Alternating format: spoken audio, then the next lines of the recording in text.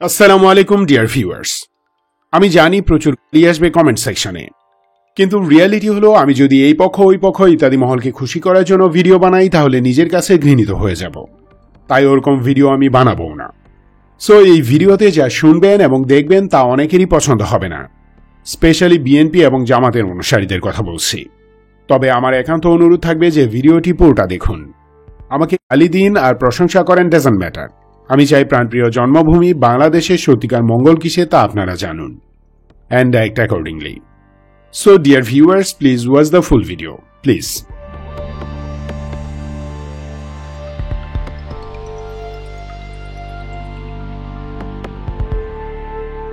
5 August General Waker হাসিনাকে নিরাপদে বের করে দিয়েছেন। তিনি বাধ্য হয়েছেন 3 বাহিনী এবং জনগণের চাপ মেনে নিতে।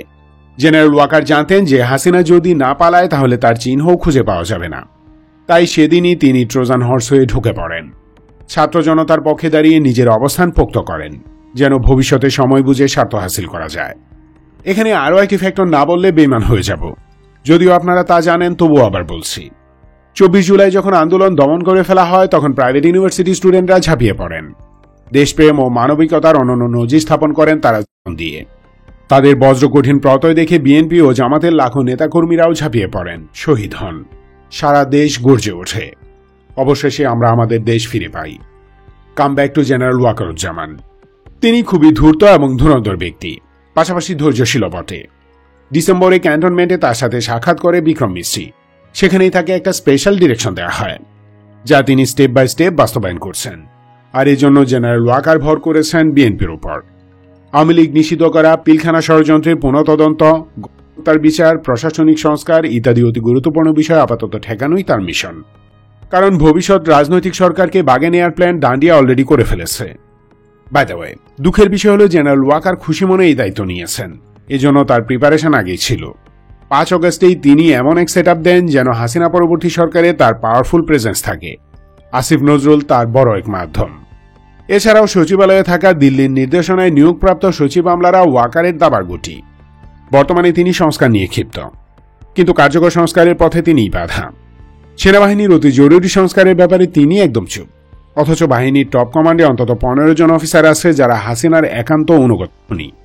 মেজর জেনারেল মুজিবুর রহমান সহ গত 15 বছরে তৈরি হওয়া ঠান্ডা মাথার খুনিদের পালাতে সাহায্য করেছেন তিনি। চুপ্পুর মতো থার্ড ক্লাস ক্লাউন এখনও প্রেসিডেন্ট জেনারেল ওয়াকারের কারণে। ডিজিএফআইতে থাকা ডান্ডিয়াপন্থী এজেন্টদের সবাইকে তিনি সরাননি। এতদিন উনি মোটামুটি শিওর ছিলেন যে লীগকে নিষিদ্ধ করা হবে না, কিন্তু নিষিদ্ধ করার পর ওনার মাথা খারাপ হয়ে গেছে। এটা তিনি কিছুতেই মেনে নিতে রাজি নন, কারণ দিল্লির সাথে ওনার বোঝাপড়ার মূল হচ্ছে লীগ টিকিয়ে রাখা। এদিকে জেনারেল ওয়াকার জানেন তিনি কু করে ক্ষমতায় থাকতে পারবেন না, কারণ ইউরোপিয়ান ইউনিয়ন এবং আমেরিকার পক্ষ থেকে তার এই কু ডিরেক্টলি প্রত্যাখ্যাত হবে। নিষেধাজ্ঞাও আসতে পারে। চায়নাও তার নিজের ওয়ার্ল্ড পাওয়ার ইমেজের কারণে সাপোর্ট দিবে না। তবে একমাত্র ডান্ডিয়া ঝাঁপিয়ে পড়বে জেনারেল ওয়াকারের জন্য, আর ডান্ডিয়া যাকে সাপোর্ট দিবে সে নিঃসন্দেহে বাংলাদেশের গণশত্রু। এটা যদি এখনো কাউকে বলে কয়ে বোঝাতে হয় তাহলে ধরে নিতে হবে সে দেশ ও জাতির সত্তাবোধ সম্পর্কে কিছুই বোঝে না। এনিওয়ে, আমার ধারণা জেনারেল ওয়াকার কু করবেন না, করলে উনি নির্বোধ, কেস ক্লোজ। তবে তিনি যেটা করবেন তা হল বিএনপির মাধ্যমে একটা পাবলিক আপরাইজিং ক্রিয়েট করাবেন। এতে অংশ নিবে গর্তবাসী আওয়ামী লীগের দল, যারা গণশত্রু। তারা খুবই শর্ট টাইমের মাঝে দেশে চূড়ান্ত অরাজকতা সৃষ্টি করবে, পুলিশ হাত গুটিয়ে নিবে। পলাতক সাবেক আইজিপি বেনজির অলরেডি সেটা বলেছেও। এই আপরাইজিং এর মূল দাবি হবে নির্বাচন দাও, নির্বাচন অবশ্যই দিতে হবে। প্রফেসর ইউনুস আরও আগেই 2026 সালের জুনের মাঝে নির্বাচনের কথা বলেছেন, কিন্তু এই নির্বাচন দিল্লির প্রেসক্রিপশন অ্যান্ড টাইমলাইন অনুযায়ী করা যাবে না। দিল্লি কোনোদিন বাংলাদেশের ভালো চায় না। আমাদের ধ্বংসই তাদের একমাত্র মিশন। সো দিল্লির প্ল্যান অনুযায়ী ইলেকশন মানেই আওয়ামী লীগ ও হাসিনার ফিরে আসা। জেনারেল ওয়াকার সেই ক্ষেত্রটাই প্রস্তুত করতে চাইছেন।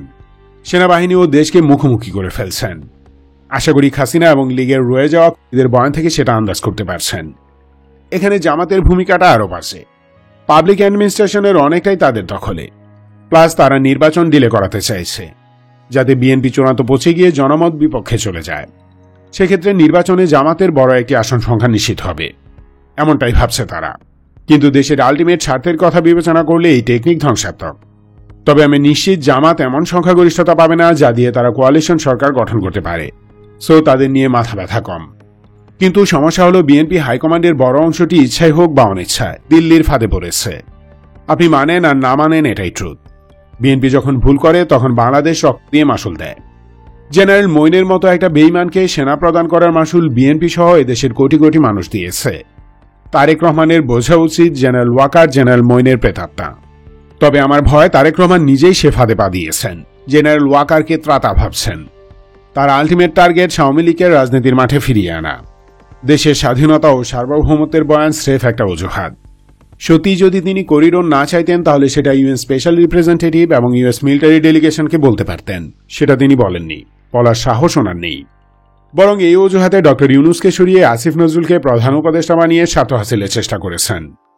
আর ডক্টর মোহাম্মদ ইউনূসের চরম ভুল হল এনজিওর লোকগুলোকে উপদেষ্টা পরিষদে ঢোকানো। এই সরকারের অনেক উপদেষ্টা good for nothing. Specially Asif Nazrul, Adilur Rahman Khan, Rizwana Hasan, Sharmin Murshed, Bidhan Ranjan, FM Khalid Hossain, Farida Akhter, Nurjahan Begum এবং উজিরে খামাকা মাহফুজ আলম হলেন আমরা কাঠের ঢেকি। এরা কাজের চেয়ে ক্যাচাল বেশি লাগিয়েছেন।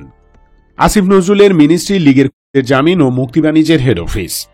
কারো যদি সন্দেহ থাকে তাহলে আসিফ নজরুলের জুনিয়র কোনো লয়ারের সাথে কোনো আওয়ামী নেতার জামিনের বিষয়ে প্রপোজাল দিয়ে দেখতে পারেন। কত টাকা চায় একটু খবর নিয়েন, অনেক কিছু জানতে পারবেন। বাই দ্য ওয়ে, বেলাইনে কথা বলছি বলে সরি। উল্লেখিত উপদেষ্টাদের অন্তর্বর্তী সরকার থেকে সোজা বের করে দিতে হবে। সোজা মানে সোজা। এদের ব্যাপারে কোনো ছাড় দিলে তার মাসুল ডক্টর ইউনূসকে দিতে হবে। পাশাপাশি বৈষম্য বিরোধী ছাত্র আন্দোলনের শীর্ষ নেতাদের একটা অংশ চূড়ান্ত অসৎ। এরাই নষ্টের মূল। যুদ্ধ করলাম আমরা আর ধান্দা করছে এসব গাড়ির দল।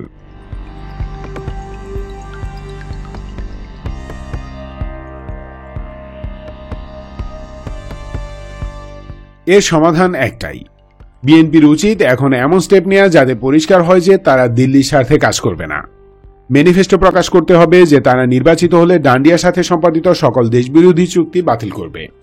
সেনাবাহিনীতে থাকা দিল্লির পালতুগুলোকে প্রথম দিনই বরখাস্ত করবে বা এখনই ডক্টর ইউনূসকে দিয়ে তা করাবে। 14-15 লাখ রোহিঙ্গা উদ্বাস্তুদের যে কোনো মূল্যে বার্মায় ফেরত পাঠাবে। পাহাড়ে চলমান সন্ত্রাসবাদ দমনের জন্য ঠিক সেই কাজটাই তারা করবে যা প্রেসিডেন্ট জিয়াউর রহমান করেছিলেন। প্রশাসনিক সংস্কারে তারা কোনো বাধা দিবেন না। হাসিনার মতো রাস্তাঘাট বানিয়ে উন্নয়নের মোলা ঝুলাবেন না, বরং শিল্পভিত্তিক অর্থনীতি করার জন্য একদম ক্লিয়ার কাট নীতি প্রণয়ন করবেন। সবচেয়ে বড় যে ম্যানিফেস্টো চাই তা হলো বাংলাদেশি সামরিক বাজেট বাড়িয়ে 5 থেকে 6 বিলিয়ন ডলার করতে হবে এবং ভবিষ্যতে তা বাড়াতে হবে। দেশীয় সামরিক শিল্প স্থাপনের বিষয়টি চূড়ান্ত অগ্রাধিকার দিয়ে বাস্তবায়ন করবে। ব্যাস এটুকুই। দেশের মানুষ চোখ বুজে বিএনপিকে ভোট দিবে। আমরা জানি যে একটা দল কম বেশি চাঁদাবাজি করবেই।